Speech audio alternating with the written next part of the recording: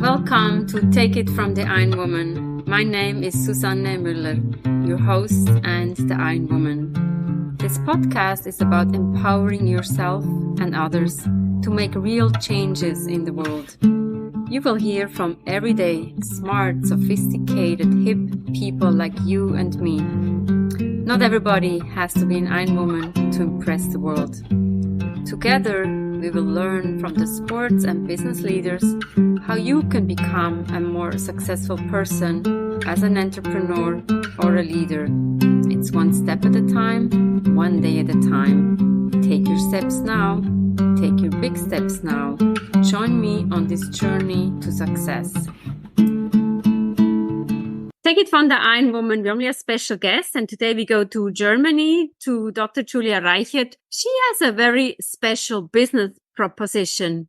Some people might say, I'm not interested in that topic. I think we all need to be interested in that topic. Julia, welcome. Introduce yourself. What do you do to save the world and empower the women? Hi, Susanna. Thank you so much for having me. I have founded a company which is called Onuava in Germany, and we're bringing the topic of fertility and family building benefits into the German-speaking region. I know in the US, some will know fertility benefits already, but in Germany, it is a rather new topic. We want to bring that benefit into German companies.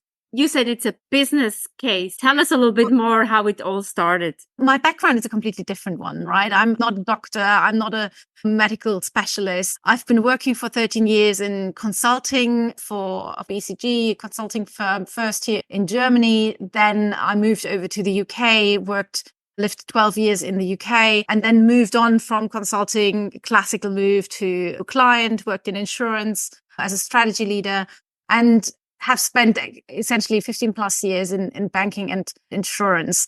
The connection for me to the topic of fertility benefits came through my own experience. I went through fertility treatment myself while working in consulting in a rather demanding, rather intense job, travel job. One of the lucky ones, I've got 3 wonderful children through fertility treatment. The fertility journey had a positive ending. I'm well aware that there was a lot of luck in the process, and I want to make sure that it doesn't depend on luck, whether they're able to fulfill their dream of parenthood. I moved back to Germany during the pandemic for personal reasons. I actually moved back to my hometown, Karlsruhe, in the south of Germany. Then decided I wanted to do something different. I wanted to not work in banking and finance all my lifetime, but I wanted to found a business. And obviously, through my personal experience, plus, I have seen how fertility benefits have come over from the US to the UK. So it was just about that time when fertility benefits came to the UK. And I have seen that happening while living there, and then said, that is something which is not known in Germany, but I want to bring it to the German market. A few months after coming back to Germany, 2022, I decided to found Onuava. Onuava, the name of the company, Onuava is a Celtic fertility goddess. We named the company after. I've since then been building up the business. I've got a co-founder now who came on board last year, Katharina. She had already started a startup before, and we're working as a team building up the startup. The way the concept works of fertility benefits is our clients are companies who want to support their employee on their path to parenthood. So essentially our members are our clients' employees, but we're paid by the companies to provide information, counseling. And then if they decide to support them financially, then we do all the financial administration and all the reimbursement with our members who provide an invoice to us. And we can do that then completely anonymous. You don't need to go to your employer and say, actually, I would like to have my 5,000 or 10,000 euros of cash benefit because we had to go for fertility treatment. You can do that anonymously through us. I can be your client and then you talk to my employer. Do I understand that correctly, or it goes the other way around? No, it's exactly the other way around. It's the company is our client. The company pays us. Mm-hmm. And then all the employees of the company, of the client, have access to our member portal, and they can log on without their employer knowing. the employers who are our clients, they get statistics, but completely anonymously. You don't know that it was Jane Doe who locked on and that it was John whose wife had a miscarriage and they wanted some counseling. So you don't know who it was. Employees can use that service completely anonymously. That's fantastic. So first of all, thank you so much for all the great work you're doing. And before we recorded, obviously I'm from Switzerland and you said Switzerland is the worst. How can we make sure that the people in Switzerland are listening to your story and how can we spread this? Because it's necessary today. Switzerland is the worst. In the sense like in Germany, we're to some extent lucky, right? Because in Germany, most people have public health insurance, 80% of public health insurance. It's known to be relatively broadly covering a lot of things. Unfortunately, it doesn't cover fertility treatment entirely, but many people get at least some reimbursement through their public health insurance. I said in Switzerland, you get none. Everyone got the normal health insurance. It's just zero coverage for fertility. If you're in Switzerland, you're just 100% self-paying. I think at least in the US, around 40% of people have some form of coverage through their employer. In Germany, we're working towards increasing the coverage people have. In Switzerland, we need to work on that as the next step. I'm reading the statistics on your website.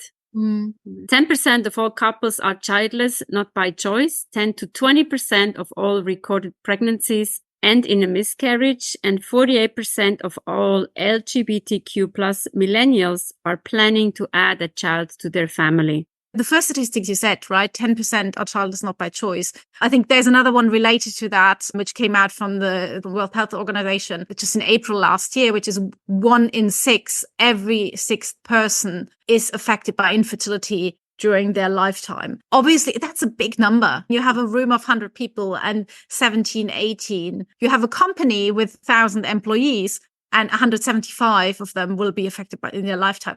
And obviously not all of them need fertility treatment, but a large part of them, despite all the medical efforts, still in the end, in Germany, 10% of people are childless not by choice. It's not a niche topic. It's a taboo topic that no one talks about, but it's not a niche topic. As you said, kind of 48% of, I think the study at the time was 15 to 35-year-olds in the LGBTQ community planning to add a child, specifically concretely planning to add a child to their family.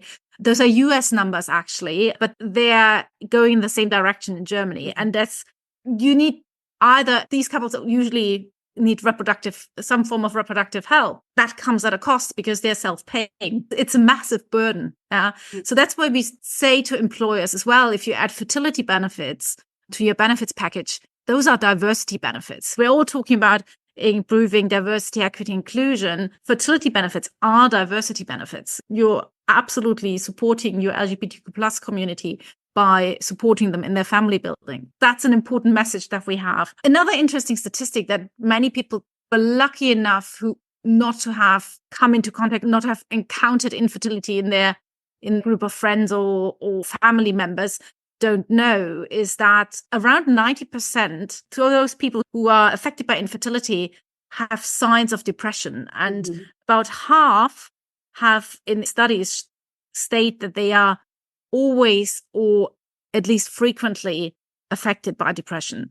It's a mental health burden that we're also trying to solve. How great is it if you are going through that, you have actually psychologist support by your side, what we're putting in place. One of the questions I actually often get in Germany is, why should employers care? What comes to my mind is we talk about diversity inclusion and it's nice on the website, but that topic does not get addressed. But in a way, if you have happier employees, then people come back and they tell your friends, hey, the company supported me. That's why probably I didn't ask you. But I think, Liz, why do companies not offer it more openly? In Germany, it's still a taboo and it's more conservative than the US. Yeah. The question in Germany is actually asked much more frequently, saying, oh, that's such a private topic. Why should we as an employer take care of that? This is such a personal matter that has nothing to do with work life. Probably part of the reason why you didn't ask me is because in the US, that is so much more common that employers take care of the well-being and have a responsibility, like more like your corporate responsibility for the well-being of your employees. That is a trend which is only just starting in Germany. It is starting, right? To some extent, the lack of staff is forcing employers to actually think about how they can recruit people. But studies absolutely show that if you support employees during that difficult life stage, they are more grateful, they're more loyal. Women are more likely to come back after maternity leave. Actually, in recruiting, it does wonders because people want to work for employers who are family friendly and who are fertility friendly. This is a huge topic, and we talk about mental health, but mental health, they just put like depression, anxiety into this box. But that fertility is also, when you talk about depression, it has a ripple effect. If you want to have a child and you cannot have a child and then you don't have the means, it's just very difficult and you cannot share it. That's where the opportunity is, that you can speak openly about it. What I was thinking also is that if somebody's going through fertility treatment, that they can say, I'm going through treatment, I need a day off. That's how I envision it, so that it is more so in the open and not that I need to go to the dentist versus you go to the fertility treatment. Completely. I can talk from my own experience there. I did the same. I was lucky. I was 30 when I had the diagnosis, and we started fertility treatment, our first IVF cycle, relatively soon after, actually just after my 31st birthday. And I lied to my employer during that time. Of course, I did not tell them. I was a consultant at the time. I was just promoted to project leader position. It was my first leadership position.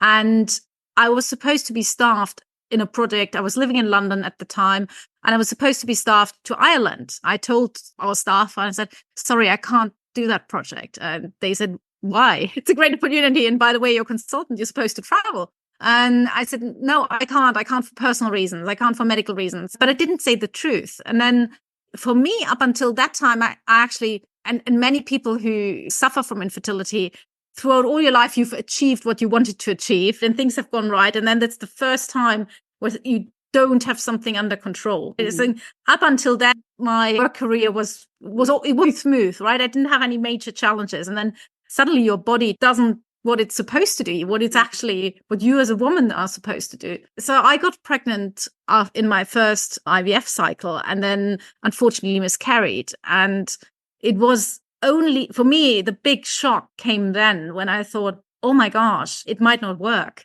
That, exactly as you say, that does something with you, where you're saying actually your whole life plan as you thought it would work out is put into question. And it was then that I spoke openly with my employer and said, look, I am going through this. I can't work full time. This is, by the way, the reason why I can't do a travel project. I want to do 80%. I need to reduce my capacity. And they were, at the time, they didn't pay fertility benefits. Unfortunately, nowadays they do. But at the time, they didn't. But at least they were emotionally very supportive. That made such a difference to me.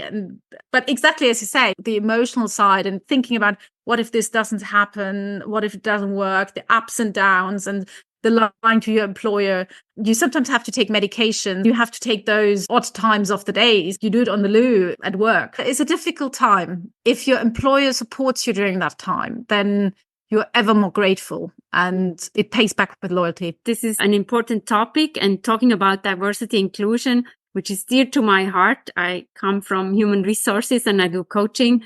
We need to have happy employees and we need to support them. So thank you for all the wisdom and good luck with your company. Hopefully we can support you more. Thank you, Susanne. Thank you so much. What are you taking away from this important topic, fertility treatment that will be paid by your organization? Take it from the Ironwoman. We have episodes every Monday. Chime in, listen to the important topics that we have, and especially in the month of May with mental health awareness. Let's focus on that topic that nobody talks about. And Take It From the Ironwoman is also the book, Global Business Coaching with Sports Parallels.